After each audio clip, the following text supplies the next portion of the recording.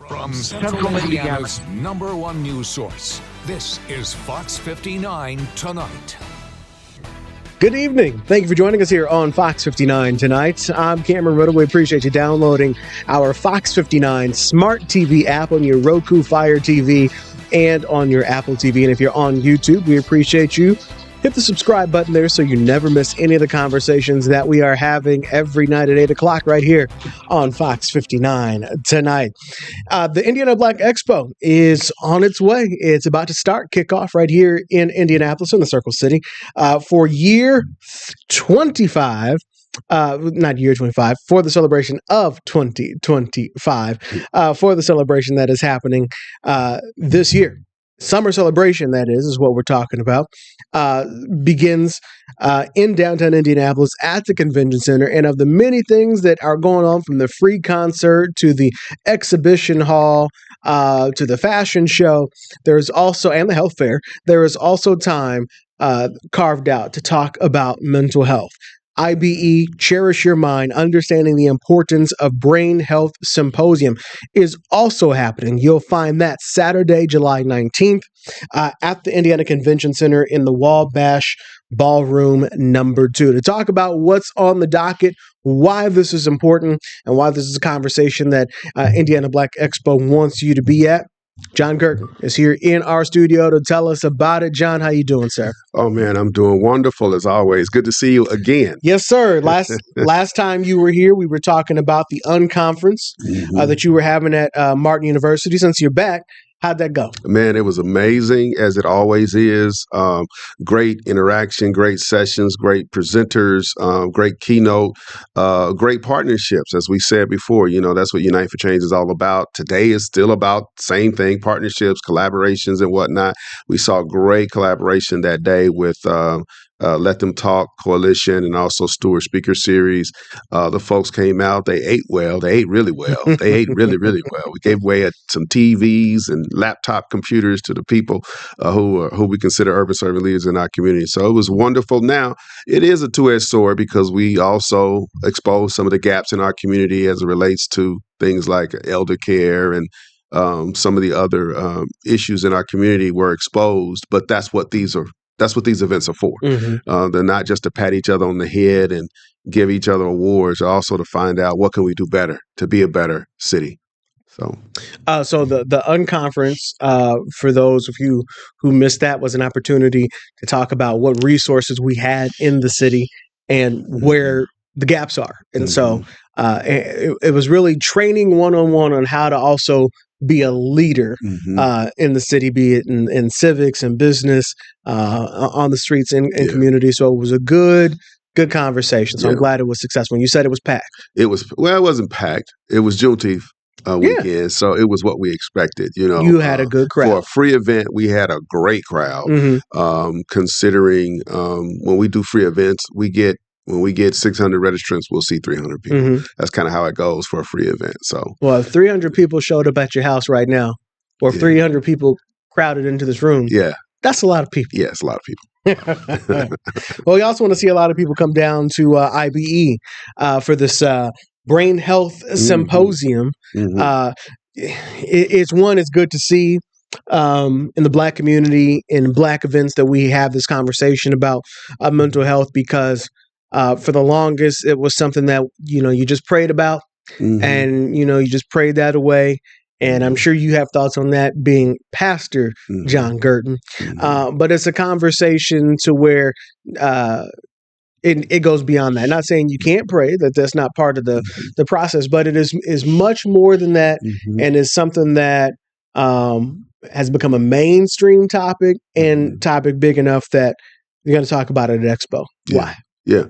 To your point, it's the stigma we always talk about, and that's what there's two focuses this year, and that is, number one, removing some of the stigma that is causing many of the individuals in our community, families and adults and children, from seeking support, help, treatment, however you want to sort of position that. It's the stigmas that we really need to dispel and get rid of in our community, that says that it is not okay to not be okay, because I think we all know that it is okay not to be okay. It just gives you a sense that I need to do something. I need to make a change. I need to ask for help. And so it's so important, mainly because not just because it's important, but because statistically we see the trends as it relates to mental health or brain health trending in the wrong direction, particularly for our young people. Right now, African American youth are the group that is increasing in their numbers of finding themselves in places where they need mental health support. In the state of Indiana, Black men are, I believe the statistic is that Black men are 3 times as likely to die by suicide right here in the state of Indiana. And so with numbers like that, I mean, we could say it's important just for the sake of saying it's important, but the numbers also say that it's important for us to focus in and dispel these myths and get rid of these stereotypes so that we can seek the help that our community needs to be healthy and to be whole. So these are some of the reasons. There are others, but these are just some that we of the reasons why we know that this is an important topic and something we need to focus on. So you've got a symposium that'll be hosted and moderated by media personality Carolyn Mays, and it'll feature the beautiful Holly Robinson Peete and former NBA star Greg Oden. And then you've got expert panels including Dr. Dwight Holland, the owner and CEO of FCP Counseling Services, and the executive director of NAMI Indiana, Barbara Thompson. Correct. Let's go to the prayer part, since I have a pastor here in the house. What do you think? What do you think, and what has been the response from the church community and those who are religious, who have always said, "Oh, baby, ain't nothing wrong with you. Go in there and pray about it. We're gonna pray about it, and we're gonna get through this." I think the thought now is not so much, again, not to pray, but that's not all that is going to solve this problem. What's the response? Well, first of all, we've seen sort of an overcorrection psychologically by our community when it comes to mental health and spirituality. The overcorrection is this. If I pray, if my church leaders who I trust tell me to do this and I do it and I still have this problem, there's something wrong with what the church leader said, if that makes sense. If the church leader told me to pray about it, about my depression, I prayed about it and I'm still depressed, something must be wrong with the instruction to pray. And that's not necessarily the case. Let me just say it like this, more definitive. That's not the case. The Bible says that prayer without works is dead. And so just because you pray does not mean that that's all you do. Correct. There are other things that you can do, and there are other things that you should do or you must do. And so what is necessary from the faith community is education so that those who are trusted in the community can provide a holistic view of the steps someone should take. Prayer is a part of that, but that is not all of that. God provided individuals and people and psychotherapists and social workers and all that. He provided those individuals to help us and to sort of walk alongside the church to ensure that people who do lean on their spirituality can do that, but then also have the other psychological analysis that is necessary to ensure that they have their diagnoses, they have their medications, they have their exercises and the things that they need to do to, again, be whole. So, and then you ask, what is the response from the faith community? It's yet to be seen. We'll see if this year the faith community steps up and really encourages their parishioners to show up. But more than that, let me say this, and I can only say this from my own perspective. I was a pastor who was, I was a lead pastor who was transparent. I was transparent about my mental health challenges that I had.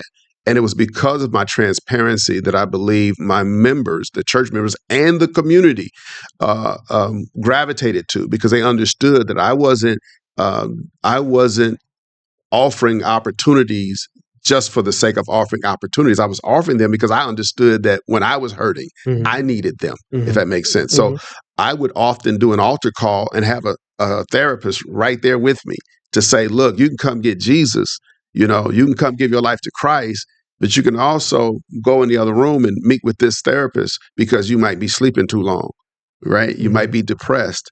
You may have some other deep-seated issues that this person can help you with.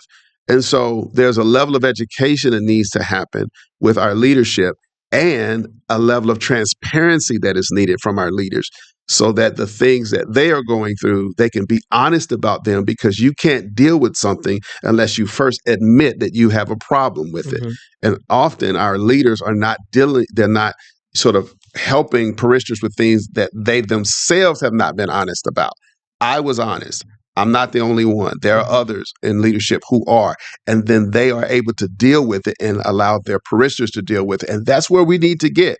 Transparency in this area is critical. And if we're not transparent and we don't provide people with the help that they need, and they trust us and they fall off the cliff, that overcorrection of, the prayer didn't work, so I got church hurt. Right? Now I got leadership hurt in the church or whatever because prayer didn't work. That's probably from a clergy that is uneducated about what other options that person has. Right? I'm trained, I was trained to study the Bible. I was trained to the Septuagint and all that. I'm trained on the Apocrypha. I'm not a trained therapist. And so because of that, my responsibility is to go get someone who is trained in that and not theology, right? To ensure that those in my community have access to quality care when it comes to your brain. You do when you have diabetes, you go to somebody and you get help for the diabetes. When you have high cholesterol, you go get help for somebody for that. And so if your brain breaks, you can go get help for that too. And that's just the truth. I heard I was having a conversation with a friend here at the station, and they said another coworker here told them that they don't believe in mental health. Okay, that's fine. That person is not a boss here, but there's somebody who you would consider to be a leader of sorts that people look up to. How important is it? How important is it to find somebody to give you that right kind of guidance, because you might even be looking up to a person and then they say something like that and you're like, dang. So do I do what that person said, or do I obviously listen to my body? Yeah, I mean, it's critically important to find people who have even what we call lived experiences, or peers who you can talk to, who may have at one time felt the way you're feeling now. And to your point, you've got to be honest with what you're feeling, within yourself. Now, I'm not saying to self-diagnose. What I'm saying is that when you feel off, you're probably off, right? And it's probably something that you need to deal with there. And so finding people who can understand and can empathize and, again, be a peer support to what you're going through is critically important. And I would also say this, everybody's not the same. And what I might be able to carry, the next person may not be able to carry. And what that person may be able to carry, maybe I can't carry. And so it is insensitive to assume that everyone can handle the same levels of stressors. I used to do funerals all the time. As a matter of fact, I still do funerals, all right, on a regular basis. And I have to understand, when I stand up to do a eulogy, or if I go to a funeral to manage the death of a family member, that I've got some of everything in that room. I have some people who are trying to be strong for others. I have others who can't be strong for nobody. I have people who are falling out. I got people who didn't show up because they just cannot handle death in that way. I've got people in this room who ain't slept all night. I got some people, you know what I'm saying, who as soon as this is over, they're going to break down, right? Because they've been holding it up for the entire time. People are in different places and in different stations, and they handle things in different ways.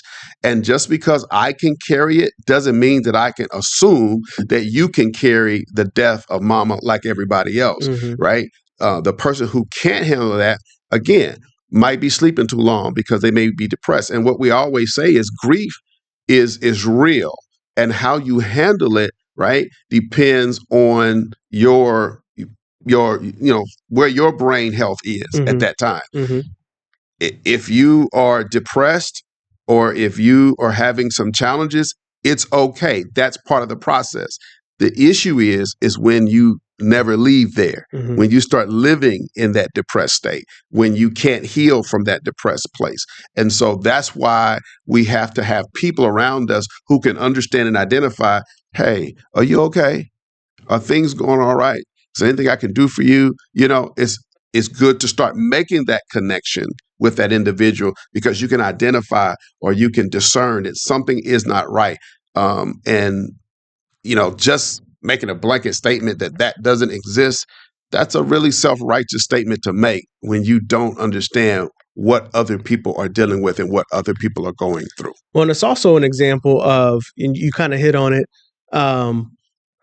find somebody, I don't want to say who is necessarily like you, but maybe has been in your shoes, not necessarily the person whose shoes you want to be in, but if you are looking for a mentor, which mental health, mentor, mentee, all connected, find somebody who, yes, you want to be like, but also has maybe been where you have been, can understand the spot you're in and can tell you, look, I've been where you were, and this is what it's going to take to get where I'm at. Yeah, and this is what we're talking about right now is why these conversations need to happen. Because sometimes the most important piece is for someone to be able to look at somebody else and say, they had the same issues, that they thought the same way. I can guarantee you there's very few people who would look at me today and think that I ever contemplated suicide. But I did. And I can guarantee you that there's people that's like, what? Not Pastor G. Like, yeah, Pastor G. And thank God I had a strong enough spiritual relationship that I believe God came to me in that moment and quickened me and got me together. And the graffiti hit me over the head moment and said, you are more than you have become. Thank God I had that, but everybody doesn't have that. Everybody doesn't have, that spiritual, that prayer life to lean on and say, okay, Lord, I'm going to pray about this. And tomorrow when I wake up, this is going to be a new thing for me. We're going to keep it moving. But I needed help. And when people can look at leaders and they can look at athletes and entertainers, I hate to say it that way, but look at athletes and entertainers, and they can look at other family members who are survivors of brain break. That's when change and normalization of the language and whatnot and people seeking help and really starts, because they really start to see that, oh, wow, if it happened to them, then it could possibly happen to me too. Well, and I think you also have, it's good to hear, it's good to hear you say that, because again, you're a pastor, you're a Black man, you're in leadership, you're one of those people like me, it's always on the go, your hand's always in something. And so we talked about something similar recently on my radio show. I can't remember what the particular show was, but it was just recently. We talked about some mental health. And some of my callers who call in regularly, who we hear from every week, Black males, talked about how they too have had struggled with mental health and depression and different things. And it was one cool to hear that side of all these different people. But what it showed to me is how many people this resonates with, who are just like, finally, I've been wanting. I feel like I can say something because everybody else is saying something, and it's safe, a safe space. Yeah, it's been something for so long that going to counseling and different things, because people then think you're crazy if you're doing that. Nobody wants to have that label on them, so you just hide it and not talk about it, and it eats you up. Yeah, and I mean, let's be real. These statistics, there's a statistic out there. You go to the NAMI website, NAMI Indiana website, only 1 in 3 Black adults in need of mental health treatment actually receive it. We have too many African Americans in our community who need help that just aren't accessing it. Now, here's the thing.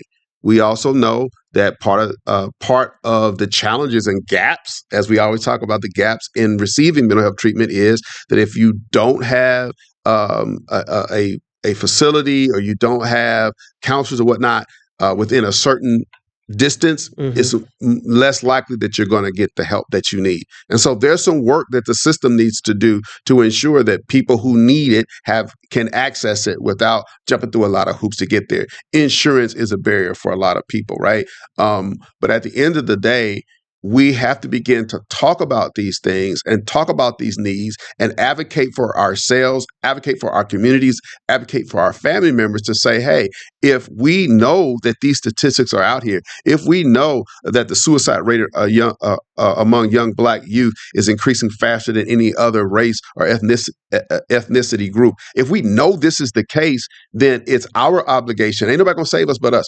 We got to step up and say, hey, what are we going to do? How are we going to get this done? How are we going to make sure that our young people have access? How are we going to get this into the school systems? How are we going to get this to these coaches, right? My daughter's a sports psychologist at ODU right now, and we talk about this all the time, with these young people. There's a lot of pressure on them to succeed at sports because for a lot of them, that's the ticket for not them, but their entire family. That's a lot of pressure. What happens when you break that leg or pull that tendon or whatever? What happens? And they need help. And so we have to step up and make sure that those gaps are closed in our own community. And that's why, again, the symposium is important. It brings out mental health resources and brings it on a level where people who are down at Expo can access the information that they need and potentially get the support that they need because it's right there in front of you. It's accessible. You can reach out and touch it. And so, I don't know what else to say. It's just, we got too many people that are struggling in silence. We have too many gaps and systemic issues that we need to deal with. And people like myself and others who have stepped up, that's what we're here for. I'm saying, I don't want anyone to end up where I was in 2014. I don't want anybody else there. And so I'll do whatever I can to make sure that people don't end up where I was. We got just a couple minutes left. Real quick, how do we get these particular people on this panel? Holly Robinson Peete, Greg Oden, Dr. Dwight Holland, and Barbara Thompson. How do we get them? How did we? Yeah.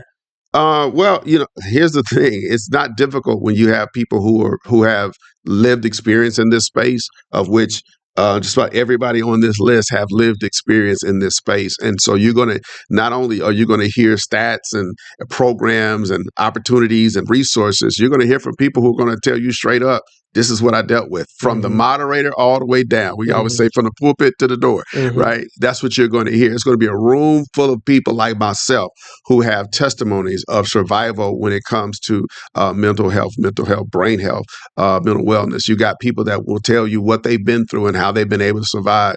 Caretakers who can tell you what to do when you've got somebody in your house who, like I said, is sleeping too. I use that as an example because a lot of people are falling into depression in that way. They have they run into a life issue and they may not have a diagnosis, right? They may not have a DSM diagnosis, but they need to do some exercises or find out what they can do to survive a traumatic experience in their life.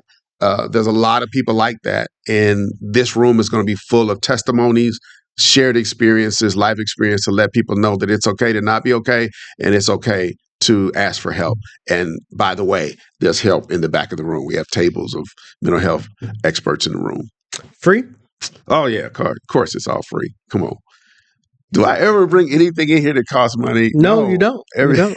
But I'm also asking questions I know the answers to. But, yeah. I say that so people will say, all right, now I want to go. There's no barrier to get in. No barrier. Maybe parking. And I think parking might even be free. I don't know. I don't know about the parking piece. It's on Saturday, so I imagine you got to pay for parking if you park on the street. Yeah. Saturday, July 19th, from noon until 2. It's on the main stage in the Wabash Ballroom 2 at the Indiana Convention Center. So that's the main. Is that right there in the main hall then? Yes. Main stage is usually in the main hall or at least next door. Yep. Okay. And they, all they got to do is, doors open at 11:30. Okay. Come on in. We've got some exercises and things on the tables. They will be taking some questions from the audience. So people maybe have questions. Again, there will be mental health folks in the room in the back set up with tables. We have a display, a PSA that's getting ready to start running. Some folk may have seen some of the PSA on social media, but the PSA that we produce will be airing all over during the summer celebration, so people can kind of see and hear some of those individuals ahead of time and share that message. Share that message. John Girton Jr., Pastor G, appreciate you again for bringing us up to speed on what's happening in Indy and your continued work to help other people. Remember to take care of yourself as well. Yeah, man. It's a lot going on out there, but we appreciate you, especially in these times. We are in interesting times, and all this help that we're talking about that you bring to us, people are going to need it more and more. All right, more Fox 59 tonight coming up after this.